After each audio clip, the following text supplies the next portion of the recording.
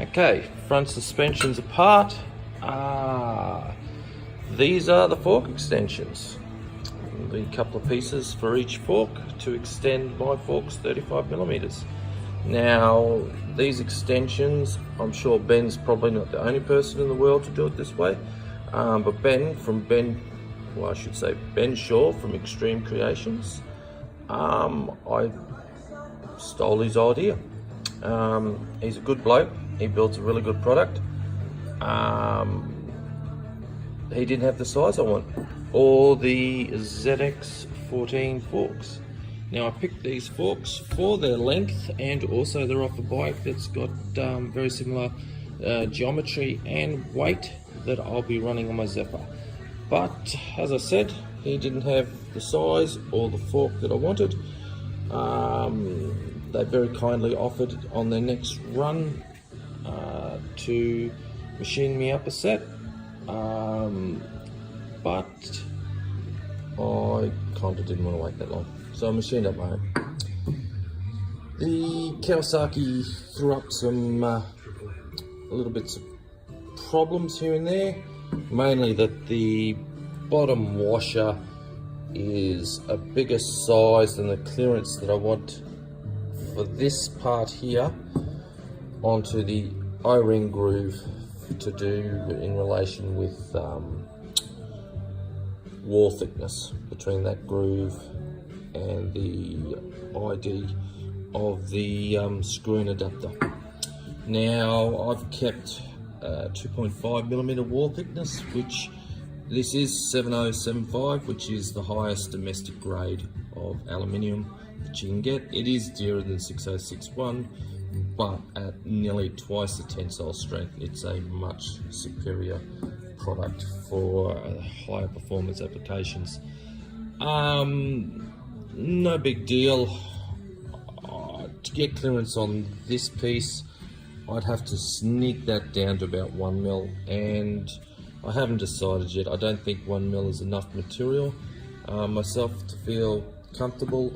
The standard, the sanction through there is 2.5 wall, which is what I've kept this piece at.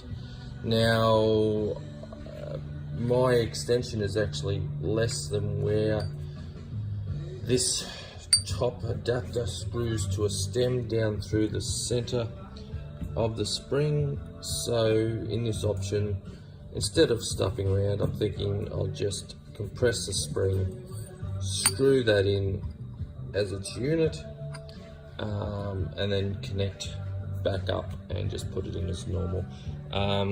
These are extensions for the bottom, so the cartridge comes down. A little bit of a pain. The Suzuki ones I don't think has a oil gallery, so the bottom bolt that holds the cartridge up through the center of the base of the fork is a banjo style, so I just made sure I kept a hole bigger size so it doesn't hydraulically disadvantage the oil system. Now, the beautiful ones machined for Ben are out of the same 7075 all the way through. They cut the thread. Manual machining, yes, well, I cut these are a 1mm pitch, 46mm, male and female. It's what I do. I'm a qualified machinist, but in saying that, there's some things just not worth fighting. So a couple of M10x1 high tensile bolts from a local bolt supplier. The 10x1 is finer than the 10x1.25 of a standard 10mm fine. It's commonly called a spark plug size thread.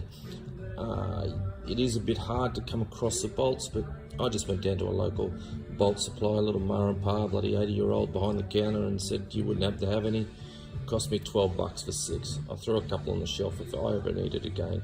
So I just cut the piece of size, put a couple of flats for the 16mm spanner, tapped it all the way through, and used the 10x1 high tensile bolts and Loctited them in there. Now the Loctite I used, if we come up here, I didn't use the standard Loctite. No, wrong one. Here we go. So this 277. Now, when you look at things like thread lockers, this is with Loctite products. The red means stop and think about what you're doing. Basically, because once it's together and gone off, it's a high strength thread locker. So a normal thread locker of normal yields are normally a blue or green.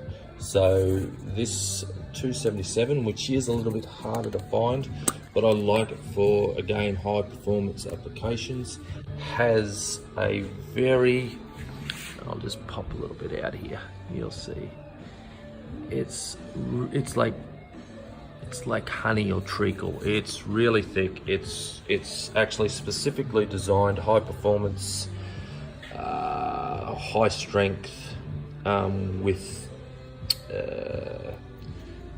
wear on a thread. So if there's a little bit of play on a thread, it holds its viscosity and stays in place. I don't need it for that. I just wanted it for the strength, so I just cut them off at a length that I want to allow. Now that's normally the diameter minimum, so that's a 10mm bolt. You would need a rule of thumb 10mm of thread inside. Now that 10 diameter, I've come back to 13, still allows clearance for the banjo bolt when it goes up in there. So that one just goes in on the end of the cartridge. You screw him in. M16, where are we? M16, thank you. M16, and you just nip it up, and then that goes back inside of the whole assembly, and now it's 35mm longer from its spot. Banjo bolt goes back up in and supports it. So with this back up onto the nut, it's the 35mm extension. I'm waiting on a couple of O-rings. When the O-rings turn up, I'll put them on and just screw that in there. Let's move that out of there. Let's see if I can do this left-handed. There we go. So that just screws in there like that. O-ring goes on. Come on, baby, go. It's a bit slippery left-handed. Goes in there like that. And it just comes out. Beautiful. Now, most of these upside down forks on the classic bikes. So Ben's ones are in two sizes, mainly for Suzuki forks, which are pretty much the go-to for most of the people using upside down radial forks on classic bikes. So Ben's standard sizes are 50mm and 75, which normally gets you out close enough for what most people want. Most of the old bikes are around 800 to 820, somewhere in there, depending on what it is. And a lot of the radials are closer to 700 to bloody 755. Then it also comes down to, like on my bike, it starts out at say 27 and a half degrees of rake and 5 inches of trail. You can see that my bottom rail is tilted down, so in using the way that I use the system of the table and the way I straighten my frames and the whole idea behind it, and one of the benefits is that I can positively set up my bike into position for geometry to do the final measurements on where the shock position goes on the back on fork length. instead of working around what is available, I can hold it and just get it absolutely bang nuts where I want it. So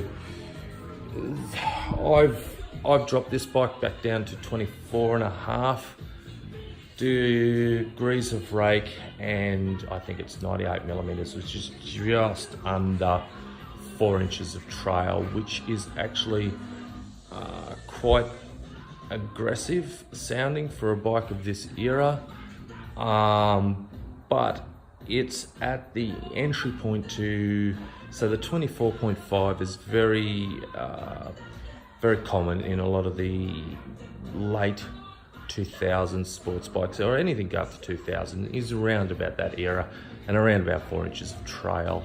Mine reacts a little bit differently because I'm using a 180/60 Pirelli Supercourse tyre on a 6-inch rim, and even though this is a second-hand tyre that I used for all my mock-up and that, and it's a little bit flat there, they're a high peak tyre that really helps a bike of this size turn in and hold its line. Surprising enough that though, when you look at something like the ZX14, that my forks are off, and it's supposed to be a it's a Hyper Tour, like a Hayabusa in concept, but it actually has very aggressive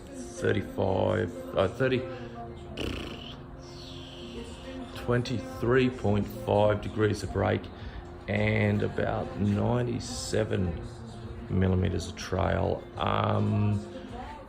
The proportions of a Zephyr 1100 are very close to my GSX-R 92 Slingshot Street Fighter, and actually this geometry I've tested to a more aggressive point on that bike, and I live with that every day. So for this one, to suit more of the character of this bike, it'll still be aggressive but just a little bit tamer.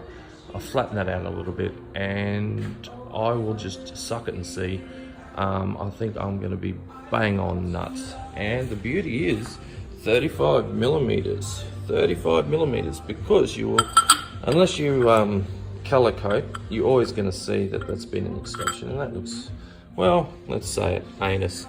So my Yamaha Warrior yokes that happen to have the correct fork spacing and the correct fork offset to do what I want are actually really quite deep. And if I can hold them in position, they're 35 millimeters. So when this is together inside of the fork and on the yoke, you won't see this this fork extension.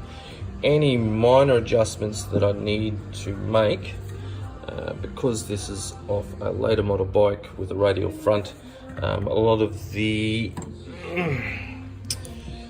stem sizes are different. So I custom machine my own stems. So I start with the original stem for the bike that the front end is going from, and the stem off the bike that I'm using as a donor, and I come up with the diameters and lengths to make sure all the bearings are in the right place.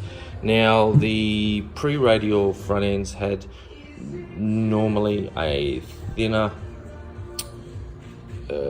top bearing than the bigger ones of the later, so you just use simple things like step spacers.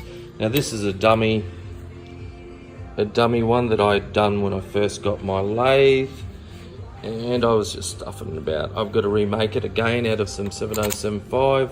I'll machine up another one that I'm happy with, and I'll get the final heights that I want.